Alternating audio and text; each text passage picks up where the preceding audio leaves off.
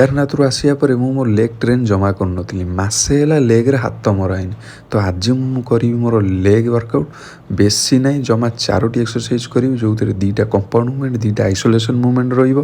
ପ୍ରାୟତଃ ମୁଁ ଆଇସୋଲେସନ୍ ମୁଭମେଣ୍ଟରୁ ହିଁ ଆରମ୍ଭ କରେ, ଯେମିତି ଲେଗ୍ ଏକ୍ସଟେନସନ୍। କିନ୍ତୁ ଆଜି ମୋ କନଫିଡେନ୍ସ ବିଲ୍ଡ କରିବା ପାଇଁ ଆରମ୍ଭ କରୁଛି ଲେଗ୍ ପ୍ରେସ୍ରୁ। ଲେଗ୍ ପ୍ରେସ୍ର 3ଟା ସେଟ୍, ରେପିଟେସନ୍ ରେଞ୍ଜ 8ରୁ 10।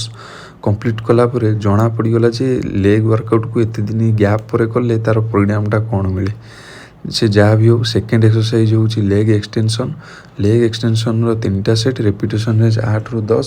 ଯାହା ବି ହେଇଯାଉ ହେଭି ଯିବାକୁ ପଡ଼ିବ। ଲେଗ୍ ଏକ୍ସରସାଇଜ୍ ବିନା ହେଭିରେ ମଜା ଆସିବନି। ତ ଏବେ ଆମେ କରିବା ଥାର୍ଡ଼ ଏକ୍ସରସାଇଜ୍, ଯେଉଁଟା ହେଉଛି ହାମଷ୍ଟ୍ରିଙ୍ଗ କର୍ଲ।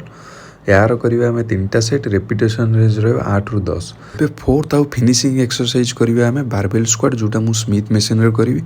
ଲାଷ୍ଟକୁ ବାରବେଲ୍ ସ୍କ୍ୱାଟ୍ କରିବାର ମଜା ଅଲଗା। ଯେଉଁମାନେ କରିନ ନିଶ୍ଚିତ ଟ୍ରାଏ କର ଆଉ ନିଜ ଏକ୍ସପିରିଏନ୍ସ ସେୟାର କରିବ।